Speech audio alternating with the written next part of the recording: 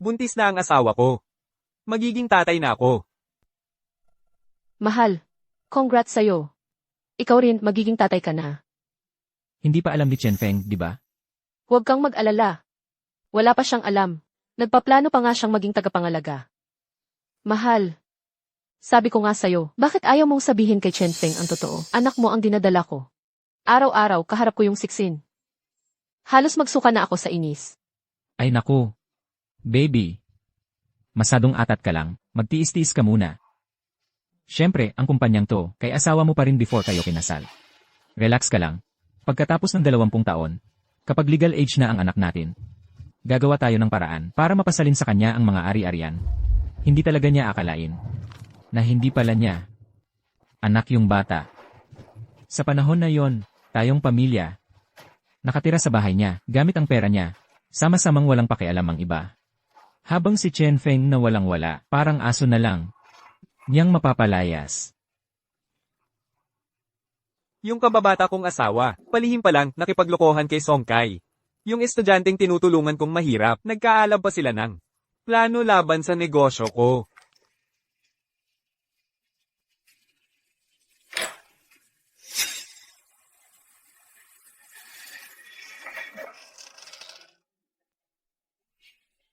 Congratulations! Walang naging problema. Safe ang mag-ina. Lalaki ang anak. Anak na lalaki, anak na lalaki.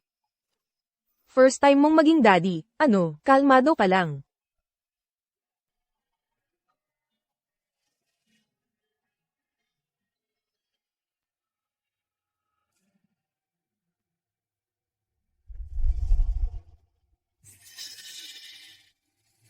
Kuya Feng. Anak mo to.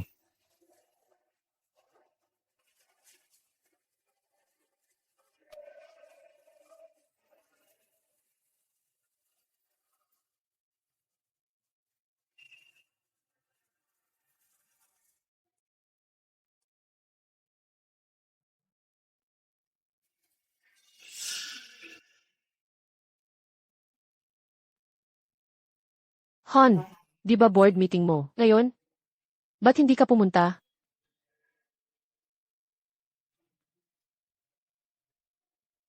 Sabi ng teacher ni Chen Hao. Inuubo raw si Hao Hao nitong mga araw. Nagpa-schedule na ako sa pinakamagaling na pediatrician. Bukas, ipapacheck up ko siya. Han, talagang maalaga ka kay Hao-Hao. Basta nagkakaroon siya ng kahit konting lagnat o sakit, sobrang inaalala mo siya. Sigurado ako. Lalaki siyang masunurin sa'yo. Anak ko mismo si Hao Hao. Siyempre dapat lang mahalin ko siya. Si Song Kai naman. Wala tayong relasyon yan. Pero nitong mga taon, mas daig pa ang dalas niya sa bahay sa pag-check kay Hao Hao kaysa sa pagpasok sa opisina. Kung hindi mo alam, aakalain mong anak niya si Hao Hao. Han, kung magbibiro ka pa ng ganyan, magagalit na talaga ako.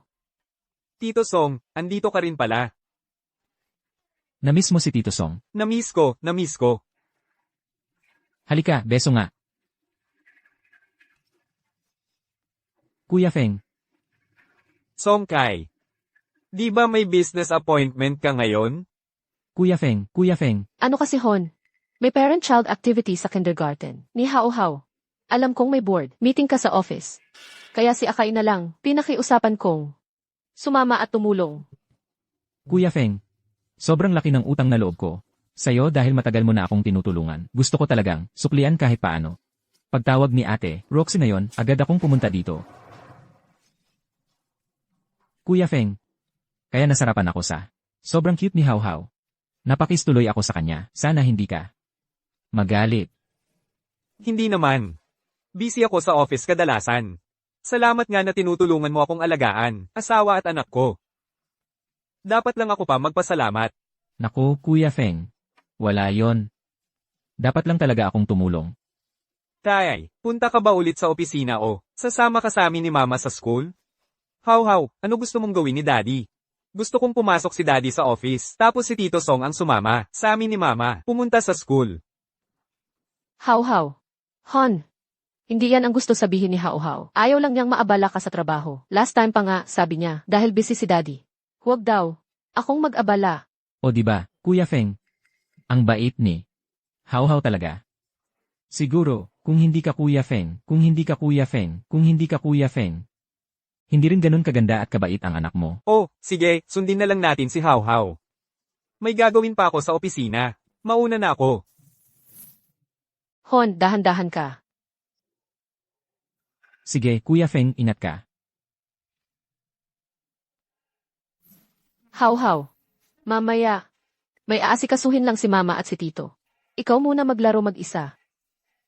Sige na.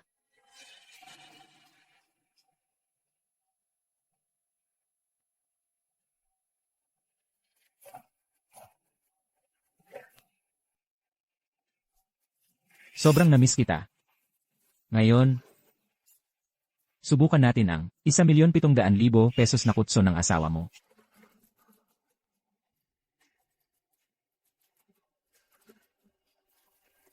Kuya Feng.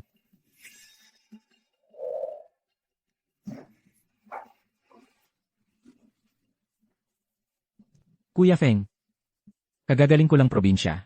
Dala ko ng espesyal para sa inyo, organic na gulay. Para healthy. Ako mismo ang magluluto mamaya. Papatikim ko sa inyo at kay Chen Hao. Hon, kain na tayo.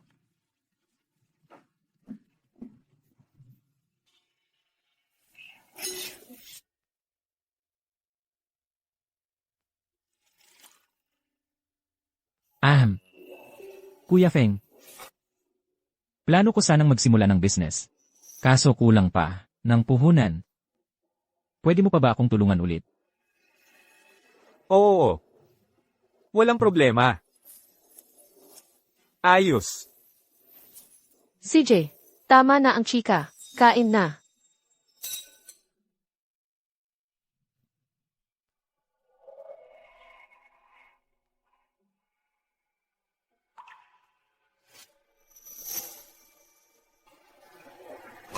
Chen Hao. Lumabas na ba yung resulta ng exam mo sa next few days? Bukas na mismo. Bukas pala, malaking araw para kay Chen Hao natin. Ayokong mawala doon. Ako rin pupunta ako bukas. Chen Hao. Kumpiyansa ka ba? Wala kang dapat ipag-alala, Tito Song. Naglalaro ka pa rin ng games? Kung titingnan ka sa araw-araw, parang ang taas ng kumpiyansa mo sa sarili mo. Tingnan mo nga. Ilan ba ang nakuha mong puntos ngayon? Ni sa pangatlong eskwelahan, di ka makakapasok. Eh ano nga ngayon? May pera naman tayo. Mamaya, papa ko na lang ang mag-aayos at bibili ng slot para sa akin. Solved na, di ba? Kahit gaano ka pa kamahal ng papa mo, hindi kanya pwedeng pabayaan na lang at hayaang magloko ka. Plano pa ng papa mo na mag-early retirement, ipapasa na niya ang kumpanya sa iyo. Pero kung ganyan ka, paano siya magiging kampante na iiwan sa iyo yung negosyo? Tama nga. Chen Hao. Tama ang mama mo. Kahit pa si Kuya Feng ang papa mo. Siyempre, hindi kanya pababayaan, pero ikaw. Kailangan mo pa ring magsumikap.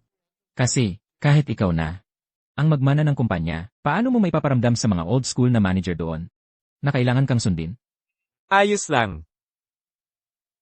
May plano na ako para kay Chen Hao. Ngayong summer break, sasama muna siya sa akin sa opisina para masanay siya sa takbo ng negosyo. Tapos pagtapos nun, mag-aaral siya sa abroad ng 4 na taon. Pagbalik niya, siya na ang hahawak ng kumpanya. Talaga namang mabait si Papa sa akin. Hindi pa nahuhugasan ang mga plato. Ako na lang muna ang maghuhugas.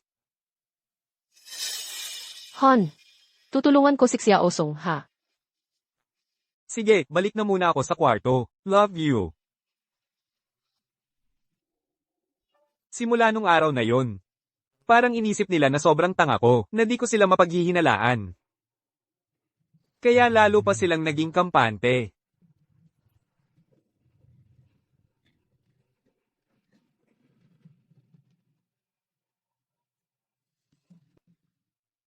Nandyan pa sa labas si Chen Feng. Huwag mo siyang pabayaan na marinig tayo. Pag nalaman niya, tiyak, sablay na lahat ng plano natin. Hindi malalaman ng cute na yon. Hindi ko akalain na ganito ka-smooth ang plano natin. Pag binigay na nung cute na, yon ang kumpanya kay Chen Hao. Gusto ko, sa harap niya mismo. Matulog sa tabi mo. Tama, pinagtatawanan nila ako. Pero hindi nila alam, ako ang natatawa sa pagka-inosente nila. Mula nung umalis si Chen Hao pa abroad, halos hindi lumalapit si Song Kai sa bahay namin. Samantalang si Shen Ruizu, lalo pang dumalas lumabas.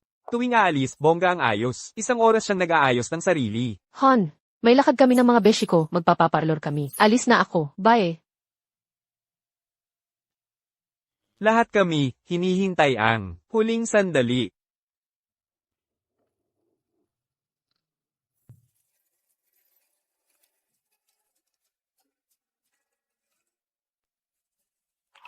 Maria. How, na miss ka ni mama, sobra. Tingnan nga kita. Pumayat ka ba? Ayos lang po ako. O siya, ngayon nakita mo na anak mo. Dapat masaya ka, di ba? Pa, nandito na ako. Kailan mo po balak ipasa sa akin ang kumpanya para ako na ang mamahala? Tara na. Handa na akong lahat. Inihanda ko na ang presscon para dito. At ngayon, i-announce ko sa harap ng lahat na ipapasa ko na sa'yo ang lahat. Sa tingin mo, bakit kaya ang laki ng presscon ni Chen Presidente ngayon? May bandang pasabog kaya siya? Wala naman nakakaalam. Si Chen Presidente, sobrang konektado. Baka may bago na naman. Siyang malaking project na nakuha. Tingnan nyo, nandyan na si Chen Presidente. Hindi ba anak ni Chen Presidente yun?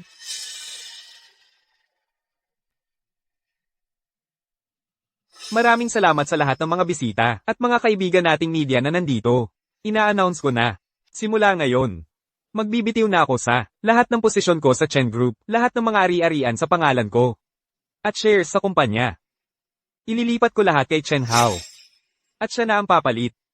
Bilang presidente ng Chen Group.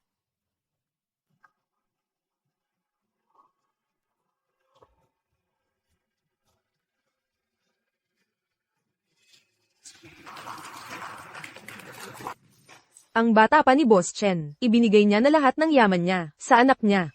Nakakaingit, di ba? Ganyan talaga ang malalim na pagmamahala ng mag-ama. Ikaw kasi, wala kang tatay, na kagaya ni Boss Chen.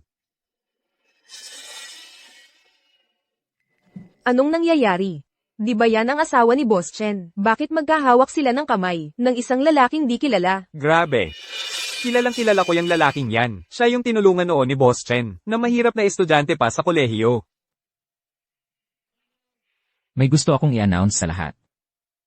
Chen Hao. Siya talaga ang anak kong totoo. Salamat ha.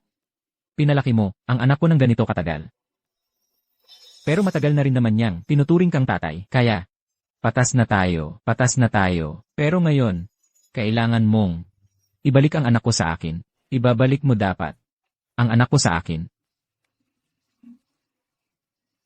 Kung wala ang tulong ni Boss Chen, wala siya kung nasaan siya ngayon. Sobrang bait ni Boss Chen sa kanya. Tapos tin raider pa, hindi lang inagawan ng asawa si Boss Chen. Pinalagyan pa ng anak na di naman kanya. Kakapirma pa lang ni Boss Chen ng kontrata sa shares. Ayun, bigla na lang umamin ng anak. Di ba halatang pinagplanuhan na talaga? Grabe, sobrang sama ng tao na yun. Mukhang ang habol lang talaga ay ang kayamanan ni Boss Chen. Wala pa siyang takot sa karma. Ano naman ngayon? Nagkasala lang naman ako sa kasalanang karamihan sa mga babae ay nagagawa. Chen Feng, maski mabait ka naman palagi sa akin, hindi talaga kita minahal kahit kailan. Si Akay lang talaga ang mahal ko mula noon. Gusto ko lang malaman mo. Ang kasal hindi tanikala para pigilan ang tunay na pagmamahal. Kaya, talunan ka ngayon. Anong iniisip mo dyan?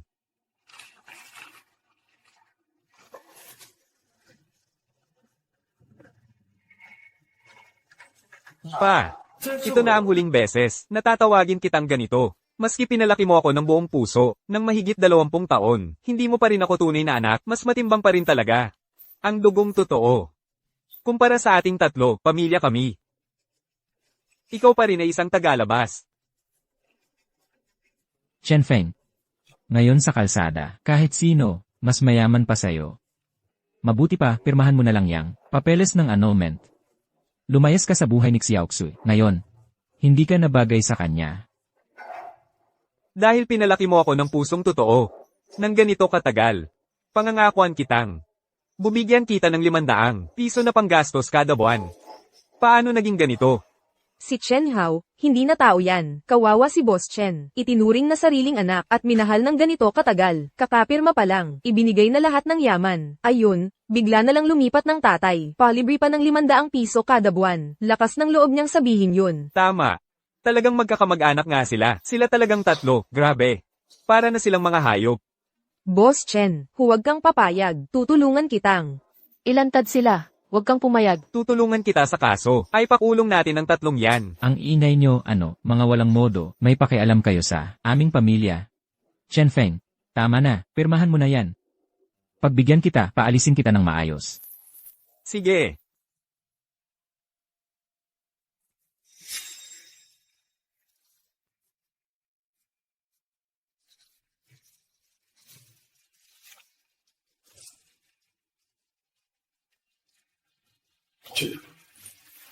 Hindi totoo to, di ba?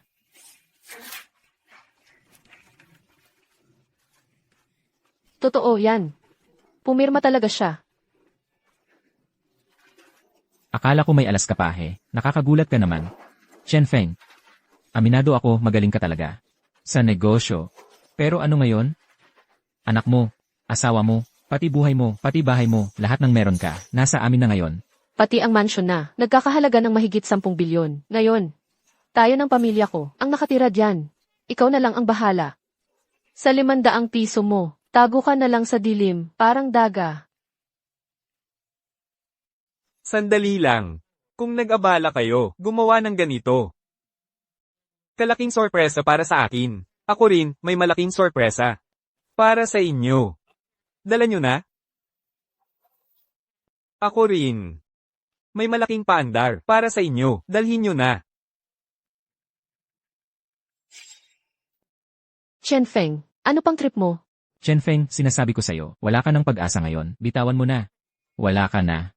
Huwag kayong kabahan. Ito ang pamana ng pamilya Chen. Dapat ibibigay ko to kay Chen Hao dahil siya ang pinili kong tagapagmana pero ayaw niyang tanggapin na ama niya ako. Sa puso ko, anak ko pa rin siya. Ruozu, mahal pa rin kita, magpakailanman. Ibibigay ko na sa inyo ang pamana na to. Sana magkasundo kayo bilang isang pamilya. Wala kang ginagawang kalokohan, di ba?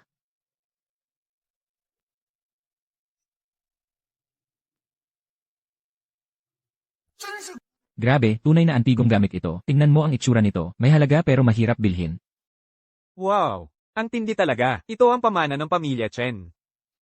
Si Chen Zeng, nabaliw na yata siya sa sama ng loob. Parang hindi na normal ang utak niya. No, ganun na lang. Ibinigay ang pamana nila. Tapos binati pa, ang pamilyang ito. Mga walang utang na loob. Sobrang kawawa talaga. Mahal na mahal yung asawa't anak ng matagal na panahon. Tapos, nag-uwian silang lahat, dala-dala ang lahat ng yaman. Para lang makipag-reunion sa iba. Sino ba namang tao ang tatanggap nito? Pero nakakahiya naman talaga to bilang lalaki. Sobrang sabik, parang aso. Buti nga, ang ending wala na siyang natira. Chen Feng, nakakapagulat ka talaga. Noong, tinutulungan mo ako noon, akala ko medyo, nauto ka lang talaga. Pero ngayon, ibang klaseng respeto na, napabilib mo na ako, hindi ka lang pala uto-uto, ikaw pa ang hari ng pinaka-pinapaikot. Astig. Astig talaga, hahaha. Buti na lang hindi kita totoong tatay. Kundi nakakahiya naman talaga. Simula ngayon, hindi na rin ako tatawaging Chen Hao.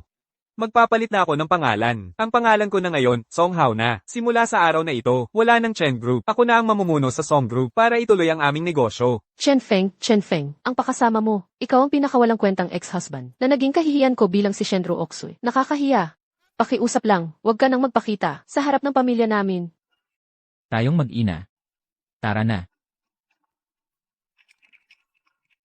Chen Zeng, pwede po bang tanungin, ano ang nararamdaman ninyo sa Nangyayaring pagkakahiwalay nyo sa lahat?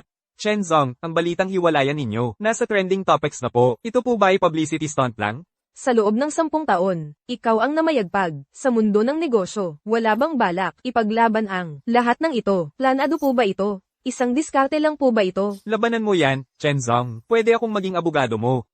Salamat, hindi na kailangan. Planado po ba ito? Isang diskarte lang po ba ito? Lumaban ka, Chen Zong. Ako na bahala sa'yo bilang abogado. Salamat.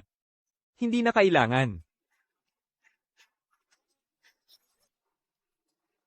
Chen Feng, nandito na lahat ng basura mo. Simula ngayon, wala na akong pakialam sa'yo. Narinig mo ba? Basura. Si Xiaoxi lang ang may mabuting puso.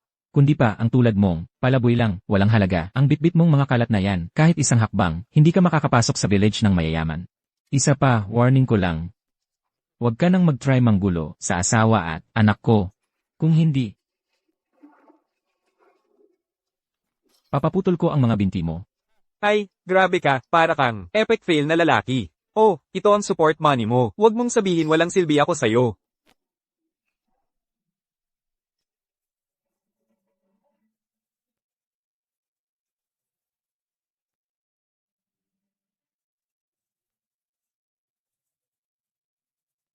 Chen Feng, anong ginagawa mo? Wala na akong pera. Bakit kayo takot pa sa akin?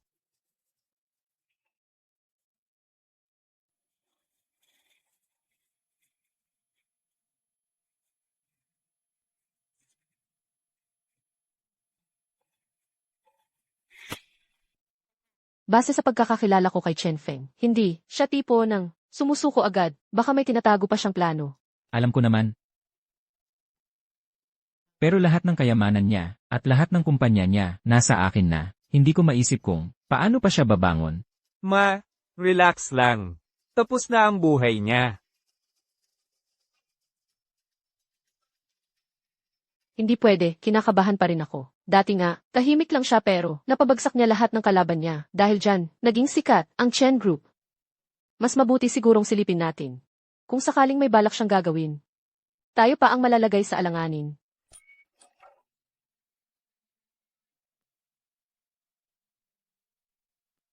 Diyos ko, bahay ba to ng tao? Walang pwedeng pagsabitan ng lubid, mas malaki pa ata ang kabaong dito. Xiaoxu, ayos na to, may peace of mind na tayo. Ang dating idol nating si Fengje, mas malala pa ngayon, kaysa sa pulubi. Mukhang talagang ako, lang ang mag-isip, Chen Feng.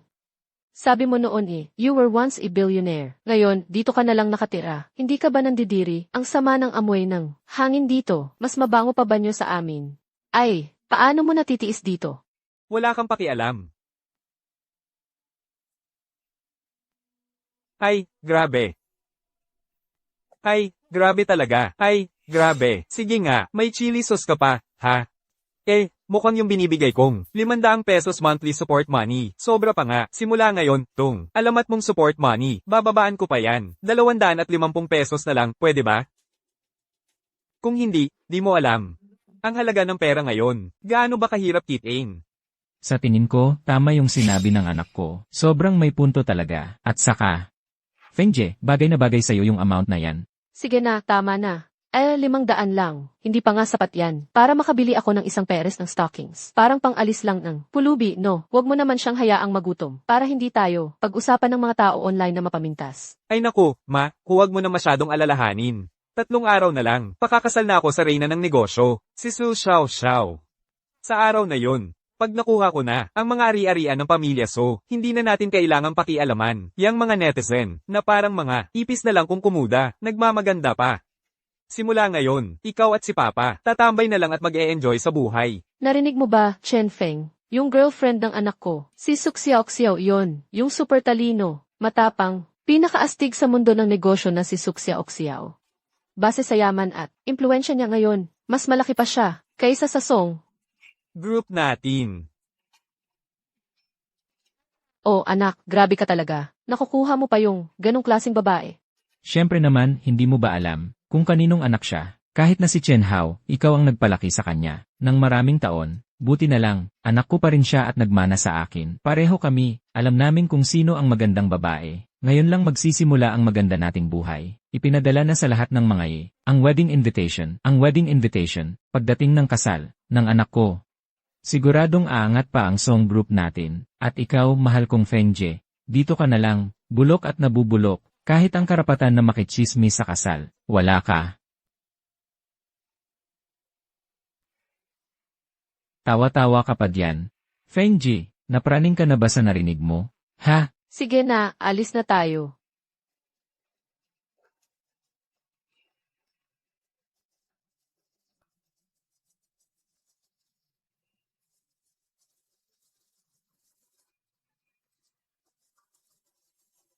Tinitingnan ko kayong lahat. Totoo, kakaumpisa pa lang ng maganda niyong buhay. Mga kaibigan, sa wakas, nakapasok na rin ako dito. Chen Hao, ay, hindi pala. Song Hao at Su Xiaoxiao, kasal na talaga. Pakita ko sa inyo, itong wedding na to, grabe, parang pangarap lang, sobrang engrandi.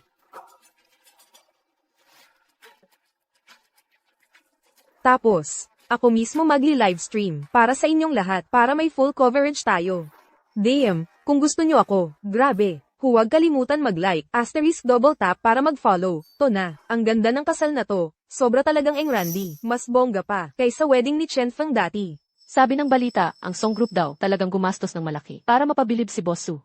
Siyempre, kailangan nilang magpabibo. Kay Boss Su. Kasi, siya na ang pinakasikat na babaeng CEO ngayon sa negosyo. Ang hirap nga, intindihin. Paano ba siya napalapit kay Song Hao? Yun namang walang kwenta, walang utang. Na loob, iba-iba talaga ang trip ng tao. Malay mo, talagang swerte lang. Yung bata na yun. Tingnan nyo, ay, Hindi ba si Chen Feng yun? Ba't siya nandito? Chen Feng, ikaw gwapo, anong ginagawa mo rito? Anong ginagawa mo rito? Ngayon ay pinakamalaking araw ng anak ko. Araw ng kasal niya ngayon. Lahat ng mga dumating dito, lahat mayaman o sikat. Anong karapatan mo para nandito ka? Tama nga, sino ang nagpalusot ng daga na to rito? Security, dalhin niyo tong taong to palabas. Sinong nagsabing palihim akong pumasok? Dala ko ang imbitasyon. Pumunta akong legal dito. Ikaw ang nagbigay. Paano mangyayari yon? Chen Feng, anong pinagsasabi mo? Lahat ng imbitasyon na yan, isa-isa kong personal na inesikaso. Wala ka talagang kasama dito sa listahan. Sinabi mong may dala kang imbitasyon, mukhang ninakaw mo lang yon.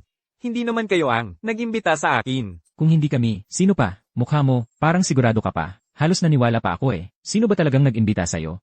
Walang hiya ka talaga. Binigyan ka na ng 500 piso na pang sustento. Kulang pa ba pang kain? Wala ka ng hiya. Nakikikain lang dito. Gutom ka na siguro kaya. Nakikisabit ka lang dito. Chen Feng, pwede ko namang sabihan ang kusina na magluto para sa'yo. Pero, dapat parang aso kang kumain sa sahig. Ang mga tulad mong mahirap, hindi bagay sa hapag. Sinong nagsabing kayo lang ang pwedeng magbigay ng imbitasyon? Ako ay imbitado bilang kapamilya ng babaeng ikakasal. Hindi nga. Paano nangyari yon? Ano ba talaga ang nangyayari? Anak, peke ba yung imbitasyon? Siya ba ang nag-fake niyan? Totoo po. Sige. Saan mo nakuha yung imbitasyon? Chen Feng, ikaw na nga ang nagpalaki at nag-aruga sa'yo ng matagal na panahon. Ang daming tao dito. Hindi maganda ang tingin. Siksya-oksya o siguro gusto lang talagang alagaan ang pride mo. Kaya binigyan ka ng imbitasyon. Imposible. Sabi ni Xiao Xiao. Ako ang may hawak ng pagbibigay ng imbitasyon sa mga bisita. Isa lang ang inihandang imbitasyon para daw ito sa pinakamahalagang tao sa kanya. Ano? Sabi ni Xiao Xiao. Isa lang ang imbitasyon para sa pinakaimportanteng tao sa kanya. narinig ko rin, si Song Zong nga raw walang pamilya, pati kasal niya ngayon, wala siyang kahit isang kamag-anak. So, Saan nga nakuha ni Chen Feng yung imbitasyon? Di ba sabi, isa lang ang imbitasyon para sa pinakamahalagang tao ni Su Xiaoxiao? Tapos si Chen Feng pala yun. Mukhang magiging magulo ang kasal ngayon. Chen Feng, ano ba talaga ang relasyon mo kay Xiaoxiao? Bakit sa'yo napunta ang nag-iisang imbitasyon? Ba't mo pa tinatanong yang? Walang kwentang yan, sigurado, ninakaw niya. Lang yang imbitasyon. Hindi makilala niyan si Xiaoxiao. Hindi bagay sa kanya ang mga high-end na tao. Tama si Papa, Chen Feng, sa hitsura mong yan. Maski tagabitbit ng sapatos ni Xiao Xiao, di ka pasado. Paano ka nga naman magiging pinakamahalaga sa kanya? Security, anong ginagawa nyo dyan? Dull iyan nyo. Palayasin nyo na lang ang patapon na yan. Baka dumating pa si Xiao Xiao. Magkalat lang kayo sa harap niya. Tingnan ko lang kung sinong lalapit sa tatay ko. Tingnan ko lang kung sinong lalapit sa tatay ko. Iyan ba si Su Xiaoxiao? Ang ganda niya talaga, parang diwata sa personal. Narinig ko, Xiaoxiao. Tinawag si Chen Feng na papa. Paanong si Chen Feng ang papa mo? Sigurado ka bang hindi ka nagkamali? Tama, Xiaoxiao. Itong si Chen Feng ay type na type makisakay sa lahat ng baga. Ay hindi pala. Ngayon, lutang na lang siya. Ni Kusing wala na nga. Malinaw na nagkakamali ka lang. Tama. Xiaoxiao, hindi mo pa. Kilalang kilala ang pamilya namin. Yung tao na yun, nagpalaki lang. Siya kay Chen Hao. Pero wala silang dugo. Hindi mo kailangang bigyan ng pabor si Chen Feng. Para lang kay Hao Hao. Hindi siya karapat-dapat. Ay, ganoon pala. So, mali ang pagkakakilala ni Su Xiaoxiao. Akala si Chen Feng ang magiging biyenan niya, kaya siya binigyan ng maling imbitasyon. Yan na nga ba'y sinasabi ko. Ba't parang nagkaanak lang bigla si Chen Feng? Si Green Hat King Chenfeng. Siguradong mapapahiya na naman. Sana naman ngayon. Matauhan na siya. Tama na ang pagmakaawa kay Song Kai at pamilya niya. Layuan mo na. Papa. Salamat sa matagal mong pag-aalaga at pagpapalaki sa akin. Nangako ako noon na magkikita tayo sa tuktok ng tagumpay. Ibubuhos ko ang lahat ng makakaya para masakliyan ko ang lahat ng naibigay mo. Ngayon, tinutupad na ni Xiao Xiao ang pangako niya. Mabuting bata ka talaga. Hindi pwede to. Mga pamilya, napakalaking twist ng kwento. Si Chen Feng, siya pala talaga ang tunay na ama ni Su Xiao Xiao. Yes, as in, siya talaga ang tatay ni Su Xiao Xiao. Nakakasira kay Chenzong. Buong pamilya niyan, puro traidor. Si Chen Zong talaga ang pinakamalupit. Tahimik lang, di mo alam. Ang galing ng anak niya. Kaya sabi ko na, hindi basta-basta si Chenzong. Parang tinitiis lang niya lahat, pinapaibabaw ng pamilya na yan. Ayos ka, Chenfeng. Sa harap ko, nagpapakabait ka. Pero lihim pala, may sikreto kang anak. Akala mo hindi ko mahalata. Gumagawa ka ng kalokohan sa likod ko. Hindi ka nahiya sa akin. Akala ng lahat sa internet, napakabait mo, sinungaling ka pala, mas kadiri ka pa. Sa lahat ng tao dito, akala ko gwapo ka lang. Marunong ka palang magpanggap. May anak kang, sobrang yaman. Pero umuupa ka lang ng kwarto, lugaw lang at tinapay ang pagkain. Dahil basa, 500 pisong. Sustento mo. Nagpapakahirap ka talaga? Bakit ba may mga taong kasing plastic mo? Tumahimik kayong lahat, ang kapal ng mukha, and yung pamilya. Anong karapatan nyo? Para suran ang tatay ko, ang lahat ng yaman nyo, pati kumpanya nyo. San ba nanggaling? Hindi ba't lahat yan? Ninakaw nyo mula sa tatay ko. Hindi tulad ng tatay ko. Wala siyang kapal ng mukha na gaya nyo. Hindi lahat ng tao. Pareho sa inyo. Anong karapatan ni Chenfeng? Tumayo sa moral na mataas, edad niya kaedad, halos ni Hao Hao, pero may anak siyang babae, na kasing laki ko, hindi ba adultery? Na iyan, habang may sikreto kang anak, sa iba, sa harap ko, nagpapakamartir ka, kadiri. Chenfeng, kung nasasaktan ka, pwede kang gumanti, ng patas, hindi yung ginamit mo. Ang anak mong babae, para agawin ang anak ko, ginawang palabas pa itong kasal na to, para lang gumanti kayong mag-ama. Chenfeng, lalaki ka pa ba? Wala nang kinalaman sa tatay ko itong kasal na to. Akin lang lahat ng plano. Talagang gusto ko na ang lahat ng sikat at mayaman makita kung paanong mabubuwal ang pamilya ni Ong Song. Gusto ko ring makita nilang tumayo ang tatay ko. Xiao Xiao, alam ko naman, mahal mo ako, pero sobra ka na ngayon, talagang galit ako. Kung pinuputol mo ngayon, ang pagiging mag-ama nyo ni Chenfeng, tapos lahat ng kayamanan, ng Su family ibigay mo sa akin, baka pagbigyan pa, kita ng isa pang chance. Dapat lang na matuloy, ang kasal ngayon. Mukhang. Sobrang nagbigay na ako ng mukha sa inyo. Chenfeng, akala mo gwapo ka lang. Kahit anak mo pa si Xiao Xiao, anong labanan, hindi mo siya kayang alagaan. Xiao Xiao, kung sasama ka sa kanya, masisira lang ang buhay mo. Ngayon, binibigyan pa kita ng huling 1 minuto para magdesisyon. Ito na ang huling pagkakataon mo. Xiao, sana huwag mong sayangin ang pagkakataon. Hindi naman basta-basta, nanghihinayang ang anak ko sa kahit sino. Ang pagiging asawa sa amin. Swerteng tunay iyan. Patawarin mo na ako. Nakakahiya ka na talaga. Akala mo hindi ko alam, kaya gusto mong pakasalan ako, dahil lang gusto mo ang yaman ko. Akala mo ba bulag ako, Su Xiao Xiao? Kaya ko bang gustuhin lalaki, na ganitong traidor at makapal ang mukha? Ikaw, ano ka ba talaga? Guwapo ka nga. Pero sa kaka-selfie mo dyan, pag-isipan mong mabuti kung paano iligtas ang Song group ninyo. Tama ba, Papa? Siyempre hindi ko sasayangin ang stage na inihanda nyo. Suksiao-ksiao, anong ibig mong sabihin? Anong ibig mong sabihin na iligtas ang Song Group? Ang Song Group namin ay maayos. Kakatapos lang namin pumirma ng multi-billion contract. Anong nililigtas dyan? Kayo lang naiinggit. Malalaman nyo rin mamaya. Si Song Zong may problema. Si Song Zong may nangyaring malala. Ngayon, biglang lahat ng suppliers, lahat ng contact, hindi na makontak. Yung kapartner natin hinihingi na yung produkto. Pero tayo, wala tayong maipapakitang kahit ano. Anong gagawin natin ngayon? E di humanap ng ibang paraan para maresolba yan. Ni ganitong kalit lang na bagay, hindi nyo pa magawa. Bakit ko pa kayo pinapasweldo? E di gumastos ka na lang ng mas malaki. Kung pera lang ang katapat ng problema, hindi na yan dapat problema, di ba? Hindi na ngayon solusyon. Yung gumastos ng pera, nagbayad na ako ng doble sa presyo, pero wala namang kahit sino na gustong magbenta ng produkto sa atin. Lahat ng produkto, lahat ng daan, kinuha na ng Song Xiao ng Song Group. Ano? Hayop ka talaga. Na yon, anong sabi ng kapartner natin? Sabi ng kapartner, kapag hindi pa rin tayo naglabas ng produkto, magbabayad tayo ng 10 beses na penalty. Ang pinirmahan nating kontrata noon ay umaabot ng bilyon. Kaya pala ang bilis ng order na yon, smooth na smooth, ibig sabihin ba? Ikaw, Akala mo ba, kayod mo lang? Makukuha mo ang ganyang kalaking order? Songzong, bilisan mo at mag-isip ng paraan. Wala nang laman ang account natin. Ni Kosing wala na. Ngayon, ang Song Group na babaon sa malaking penalty at malaking pagkalugi, yung kumpanya. Nagsara na. Ha? Honey. Papa. Sino kayo? Wala kayong pakialam dito. Umurong kayo. ako ang taga-Economic Crime Investigation Division. Staff po ako dito. Ang Song Group ay iniimbestigahan sa kasong commercial fraud, pandaraya sa buwis, at matagal nang hindi nagbabayad ng sweldo sa mga empleyado. Lahat ng ari-arian ng Song Group ay na-freeze na namin ngayon. Ikaw ba ang may-ari dito? Pakisama ka sa investigasyon namin. Hay, hindi ako ang may-ari. Siya ang may-ari.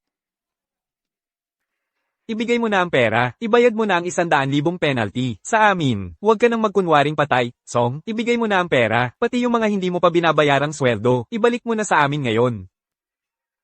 Dito mo talaga kami lalokohin. Paano mo nagagawang ganito kakapal ang mukha mo? Ano bang mapapala mo sa ginagawa mong ito? Ikaw, Chen. Sinasabi ko sa'yo, kailangan mong gawan agad ng paraan to, ayusin mo tong gulo. Kung hindi kita mapapatawad. Pero naisip mo na ba? Kung handa ba kitang patawarin? Mahigit 20 taon na, alam ko na ang lahat, ang dahilan kung bakit hindi agad ako gumanti noon. Pakiramdam ko, masyado kayong nasisiyahan, naghihintay kayo ng araw, na ako ang kusang bibitaw sa kumpanya, samantalang ako, hinihintay ko ang araw na ito, para siguraduhin na, wala nang matitirhan ni kahit sino sa inyo, pinag-aral at inalagaan kita ng mahigit 20 taon. Sa lahat ng iyan, kung may natutunan ka lang sana, sa akin kahit kaunti, hindi sana, nalugi ng ganito ang kumpanya. Chen Feng, itigil mo na yung pagpipiling mo dyan. Porke may anak kang magaling. Ang yabang mo na agad? Dahil lang sa anak mo sa labas, nagkakalat ka na dito. Ano namang kayabangan meron ka, kung talagang magaling ka? Hindi mo hahayaan, na mapaloko ka at ilabas ang lahat ng yaman mo, hanggang sa malapit ka ng malugi. Yan, sa totoo lang, pogi ka pa naman. Bawal kang bastyusin ang tatay ko. Ikaw, anak sa labas, lalabanan mo pa ako? Oo, ikaw nga ang pinapatamaan ko. Walang utang na loob kang hayop ka. Nagwawala ka pa sa harap ng tatay ko. Tandaan mo. Hindi ako gaya ng iniisip mong anak sa labas. Ako ay anak na inampon ni Papa, mula sa bahay ampunan. Ha, so ampun lang pala. Akala ko talaga, nagka-affair si Chen Feng habang kasal pa siya. Pero sa totoo lang, ang galing ni Chen Feng. Basta may naampon siya, kaya niyang palakihin ng ganon kagaling. Tama, samantalang itong Song Hao, wala talagang kwenta, kitang-kita ang kaibahan. Sa dami ng taon na lumipas, ni minsan, hindi siya nagkulang sa pagbibigay ng gabay at pag-aaruga sa akin. Kaya ko narating to lahat ngayon, dahil sa kanya. Lahat ng mayroon ako, galing sa kanya. Lahat ng mayroon ako, kanya rin iyon. Lahat ng mayroon ako, kanya rin iyon. Grabe, mas malaki yata ang yaman ng So Group kaysa Song Group. Panalo si Chen Feng ngayon. Si Chen Feng, ay est? Si Boss Chen, Baka pwede nang tawagin. na siyang pinakamayamang tao sa buong bansa ngayon. Ano bang silbi ng pag-iinggit mo? Ikaw ba, Boss Chen? Kayang-kaya mo bang palakihin ng anak na babae? Hindi ko inakalang. Ganyan kalalim ang diskarte mo, pati anak mo, nakumbinsi mong ibigay sa'yo ang lahat ng ari-arian. Tiyete. Yan bang sinasabi mong maayos na pagpapalaki? Yung pera na ginamit mo, ginamit ko na para turuan si Hao Hao. May pera ka pa ba para sa pagpapalaki ni Suksya Oksiao? Anong kinalaman ng lahat ng meron siya sa'yo? Akala mo ba lahat ng tao, kagaya ng anak mo, na mommy's boy? Lahat ng sabihin ninyo, susundin lang nila, kayong dalawa, napakayabang ninyong mag-asawa, wala kang pakialam sa gagawin ko. Lahat ng ginagawa ko para sa tatay ko, bukal sa puso ko. Xiao. Ang lahat ng tagumpay mo ngayon, ikaw mismo ang naghirap at nagsikap para dyan. Kaunti lang ang naitulong ko. Hindi. Ako si Su Xiao. Hindi ako ingrata. Hindi ako ingrata, bakit mo pa ako pinakasalan? Para magtambak kayo ng lahat ng kamag-anak at kaibigan dyan. Para lahat magpatunay kung gaano kagahaman at walang puso ang pamilya ninyo. Para buwagin at sirain ko ng harap-harapan ang lahat ng pangalan ninyo. Tumigil ka na. Ikaw, ganda-gandahan ka pa. Nagagawa mo pang magtaksil, dahil lang kay Chen Feng, na kaya mong trader rin ako. Nung una kitang nakita, pambihirang pogi ka, nagkunwari ka pang mabait, alam ko naman noon pa, petsa ang habol mo sa akin ay yaman lang, pero hanga pa rin ako sa'yo. Para lang mag-propose ka sa akin, nagtiis kang nakaluhod buong araw, at gabi sa harap ng opisina ko, ang pakiramdam mo ngayon, siguro kasing sakit ng tuhod mo noon. Tumahimik ka. Huwag mo nang ituloy yan. Si Chen Hao, kapal ng mukha, para sa pera, lahat kayang gawin. Tama. Buong araw at gabi. Palaban yang gagong yan. Baka nga pwede pang tawaging pogi. Suksyaw-ksyaw. Huwag ka nang imbento dyan. Wala namang hindi nakakaalam. Ikaw lang may gusto sa anak ko. Kaya mo siya habol kahit gabi-gabi. Dahil pogi at matalino. Xiao. Maglabas ka na ng ebidensya. Bali-baliktad bibig nila. Pero may hawak tayong pruweba. Sige, pa.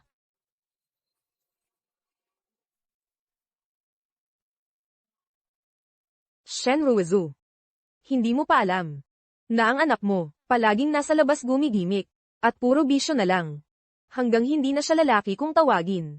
May kopya ako ng medical report dito. Gusto mo bang makita? At saka, meron pa akong ebidensya ng bagong kabit mo, sa pagkakaalam ko. Mas bata pa yung boyfriend mong kabit, kaysa sa anak mong si Chen Hao. Grabe, ito na ang chismis ng taon. 12 Hao, ang wild ng pamilyang to. Pati DNA test ginagamit. 11 Mi, hindi na kailangan ng isiphi test ng buong pamilyang yan. Tama na, oras na para makasama ko ang tatay ko. Pwede na kayong umalis dito. Teka nga pala, yung mga damit ninyong suot, ako ang bumili niyan. Habarin nyo na, ibalik nyo lahat sa akin. Suksyaw-ksyaw. Huwag ka ng sobra. Kailangan ba talagang pahirapan mo kami? Wala bang kahit konting konsiderasyon sa nakaraan? Konsiderasyon? Nung kinuha mo ang lahat ng yaman ng papa ko, at pinalayas mo siya sa bahay, inisip mo ba ang mga pinagsamahan ninyo? Guardia, palabasin na ang mga to. Ay naku, wala ngang katarungan. Kami pang mag-ina, ang pinahamak ni na Chen Feng, at ng anak niyang babae. Ngayon ko lang nakita, na mga sosyal ang misis, marunong ring mag-eskandalo. Wala na talagang kahihiyan ang pamilyang to. Ano pa kayang di nila kayang gawin? Nung minamaltrato nila si Boss Chen dati. Di nila alam na ganito ang kahihinatnan nila. Walang kikilos. Chen Feng. Lumapit ka dito, Chen Feng. Ikaw. Lumapit ka. Bakit ka natutulala dyan? Halika rito. Pa, huwag ganyan. Bawal yan. Illegal. Wala nang pag-asa pa. Pinilit na tayo ni Chen Feng. Kung hindi natin gagawin to, wala nang ibang paraan. Pag nakuha natin ang pera ng babaeng to, magpunta na lang tayo sa ibang bansa. Kahit sinong hari ng langit, walang magagawa. Song Kai. Bitawan mo ang anak ko. Ibibigay ko sa iyo ang paraan para mabuhay. Pero pag sinaktan mo siya, ipapalasap ko sa iyo ang impyerno. Chen Feng. Katiwala ka. Ba pa rin? Nasa akin ang kutsilyo ngayon. Ako ang masusunod, lumuhod ka ngayon sa harapan ko, at utusan mo yung anak mong babae. Ilipat lahat ng pera sa pangalan ko. Pa, huwag kang lumuhad. Kahit anong gawin nyo, hindi nyo makukuha kahit isang sentimo mula sa akin. Lahat ng yan, kay Papa yan. Talaga ba? Song Kai. Pa, nakikiusap ako. Please bitawan mo na siya. Natatakot ako. Honey, palayain na natin siya. Mapagkakatiwalaan pa rin si Chen Feng. Di na kailangan. Magpakasama tayo sa kanya. May mga alahas pa ako at pero. Pwede nating ibenta para buhayin pa rin tayong tatlo. Sino bang may gusto sa pera mo? Hoy, bruha, kung wala kang pera, may papansin pa ba sa'yo, kung di dahil sa yaman ng asawa mo? Ni hindi ka mararating sa kama ko. Haw. Kung lalaki kang anak ko, kung tunay kang lalaki, makipagsabayan ka sa akin, sama-sama tayong pumunta sa ibang bansa. Mabuhay tayo sa gusto natin, wag mong kalimutan, may kasalanan ka rin kay Chen Feng. Palagay mo ba tatantanan ka niya? Ayokong mamatay. Oh, ikaw Chen, huwag kang lalapit. Kapag lumapit ka pa, sasaktan ko na ang mukha niya. Sige, hindi ako gagalaw. Lahat ng tao sa negosyo alam.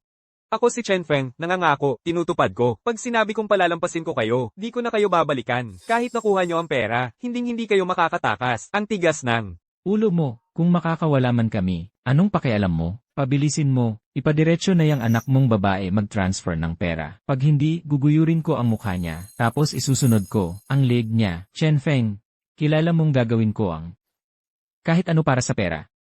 Sige. Pumapayag na ako. Pa, wag. Xiao. Sundin mo si Papa. Ako na magbabayad. Kung ginawa niyo lang agad yan, di sana hindi na kayo napahirapan. Magbabayad na ako. Pa. Gusto ko pa rin siya. Wala kang kwenta, kapag marami na tayong pera, kahit anong babae makukuha mo. Gapos siya, ako na bahalang mag-transfer.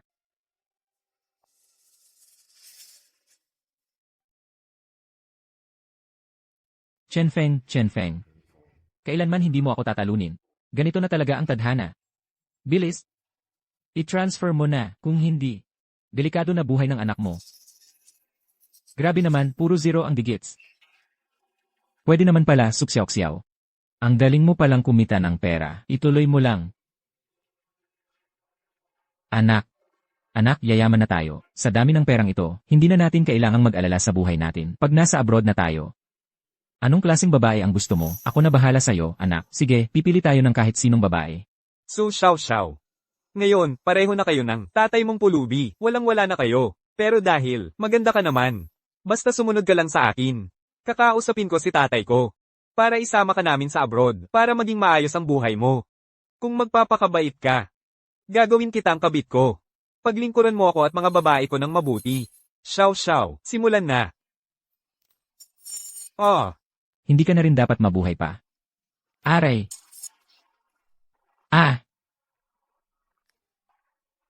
Ang galing mo, bugbugin nyo ng tuluyan ang dalawang traidor na to. Hindi ko akalain na si Chen at ang anak niya. Ang lakas pala ng katawan nila. Bitawan mo ako. Sabi ko na nga ba, huwag mong pilitin ang tadhana mo. Hindi ka nakinig. Alam mo ba, simula noon, bukod sa pagturo ko ng negosyo kay Xiao Xiao, pinakamarami kong itinuro ay ang pakikipaglaban. Pinahanap ko pa siya ng pinakamalupit na master sa mundo.